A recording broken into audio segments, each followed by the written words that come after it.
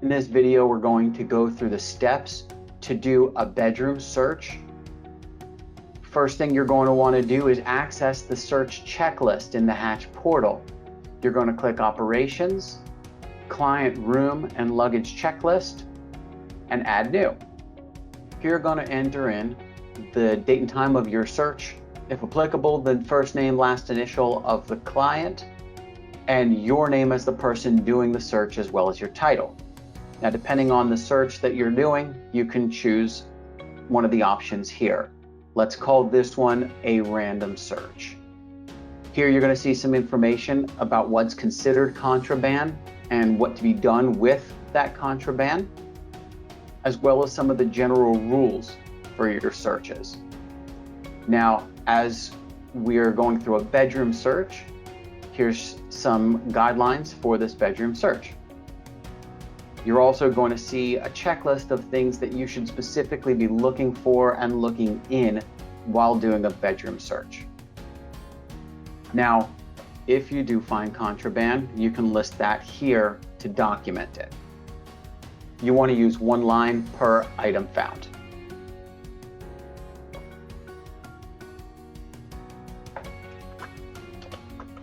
Here we're going to save, and now we're going to go to a video showing the proper way to conduct a bedroom search. So first thing you're going to want to do when you do a bedroom search is start on the outside of the bedroom. You want to look around the door jamb. Here we have a little key. This is a key to unlock a door. You want to make sure that this is not available to the clients. This should be stored with the techs in the tech office. So we're going to put that aside. When we walk in the room, we want to close the door. Look on the back of the door, make sure nothing's been tampered with. We also want to feel back here as well, and on top of the door. If there's a smoke detector, you just want to feel it. Make sure it hasn't been tampered with.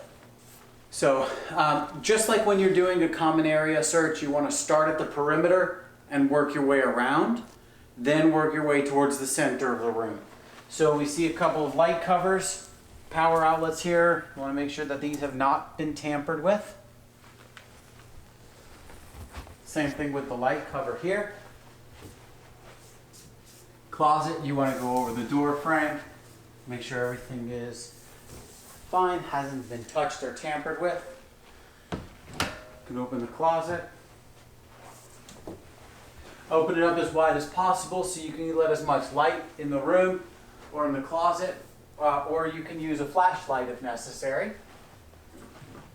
We're going to look around. If you see clothing or a bag inside the closet, you want to go through the same procedure that you would to check the clothing, the suitcase, or the bag.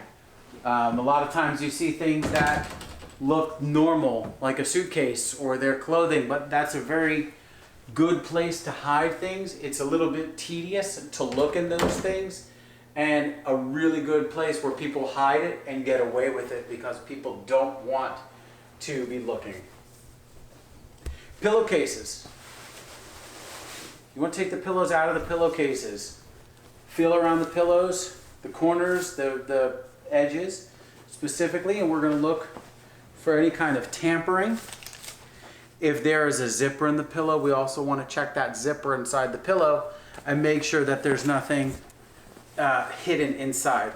Now again, we want to be using all of our senses that we can. So we're feeling, we're looking, and we're listening. So we're listening for crinkling or anything that sounds outside the ordinary. Okay? Pillowcases. You want to open the pillowcases up. You want to feel around on any kind of double stitched sections like this. Feel around. Everything looks okay here. Now turn the pillowcases inside out. You want to do it over a surface that you can easily see, over a clean surface. This way if something falls out, you're going to be able to identify that something fell out and be able to catch it. So we're checking the inside of the pillowcase. Everything looks good. Okay. So we're going to turn it back inside out, or right side out, and put their pillow back in.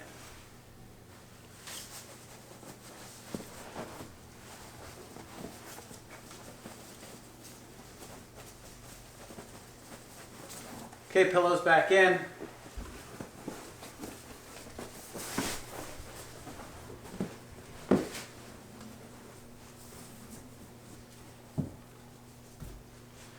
We want to separate the sheet from the blanket. Again, we're going to look around here for any kind of tampering.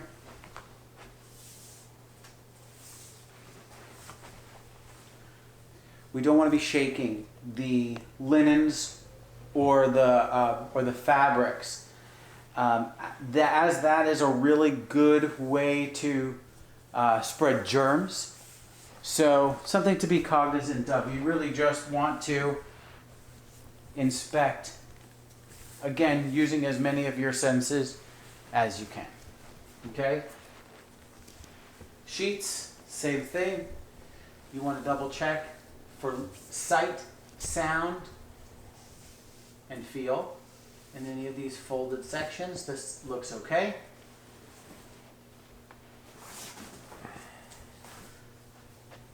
Check the corners.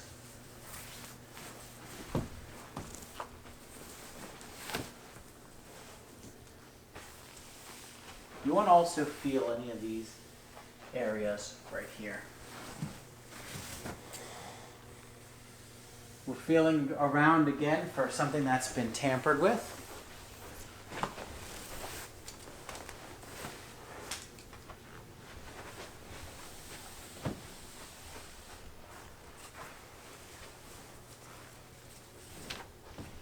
We also want to look under the mattresses. As we look under the mattress, we're going to be able to see if anything has been stashed between the two mattresses. We'll also be able to take a look at the liners over here and make sure that nothing is out of place.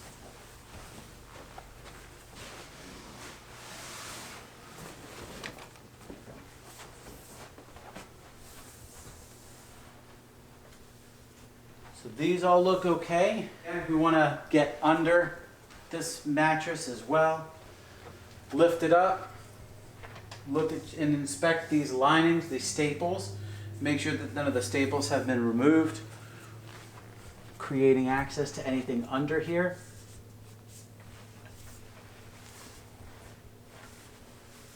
We also want to inspect these little areas over here. This is another good spot for something to be stashed.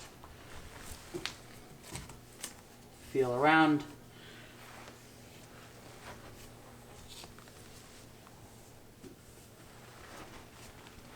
Under every surface that you can.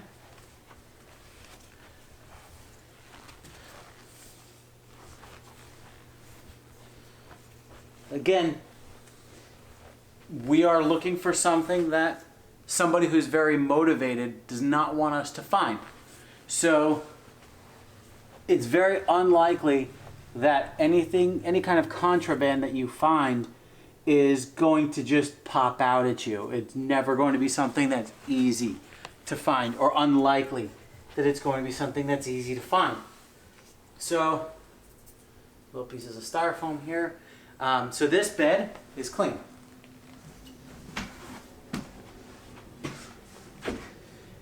We're going to put it back the way we found it. So now that you've gotten the sheets off completely, and looked through and examined all the sheets, you can put everything back the way you found it. We want the searches to be thorough, but we don't want to interrupt their lives or make them feel like their privacy has been tampered with. So we want to leave as little trace that we've been here as possible. We did the wall, went through the bed, checked this bed here. We do want to move the bed frame around just to make sure that there's nothing behind it. And if you look back here, you're going to see a vent. These vents are a very good and very likely spot that people would want to hide something. There's a little cellophane in here. This is just nothing, but you just never know. Also in these areas, these are a good spot where the carpet comes up. So you may have something hidden in there. You want to feel in there. Be careful because you'll also find little nails in there. And this is okay. So now that we've checked behind the bed, we're going to move the bed back. So now we're on to the window area. We want to lower the window blinds. Put the verticals one direction and examine visually. And then we're going to put the blinds the other direction and do the same kind of exam. We're going to feel above any kind of surface that may have a hole in it. Now we open the window, look around inside of here. We want to open the window.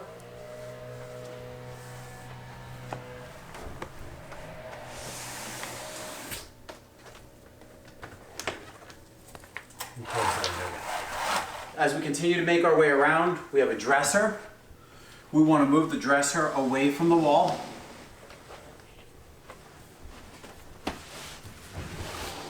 And we want to look behind the dresser. We want to make sure that there's nothing in here that looks funky or like it's been tampered with. If you see the back of this dresser right here, this label looks a little weird. And if you pull this label up, you're going to see that there's a pill stuck to the back side of this sticker. This is definitely a problem. We don't know what the pill is, but we do know that it shouldn't be there. We're going to put that with the other contraband that we found, and we're going to dispose of that with another tech or staff member present. I'm going to turn on a flashlight because it is a little bit dark back there. So it is dark back here. We're going to turn on the flashlight and take a look under the dresser. Everything looks okay. Any area you can't see very clearly, you just want to feel.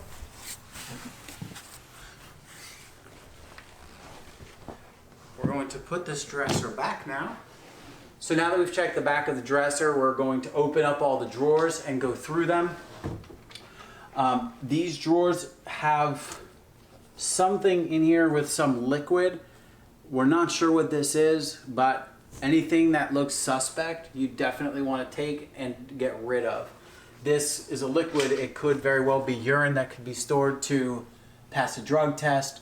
We don't know.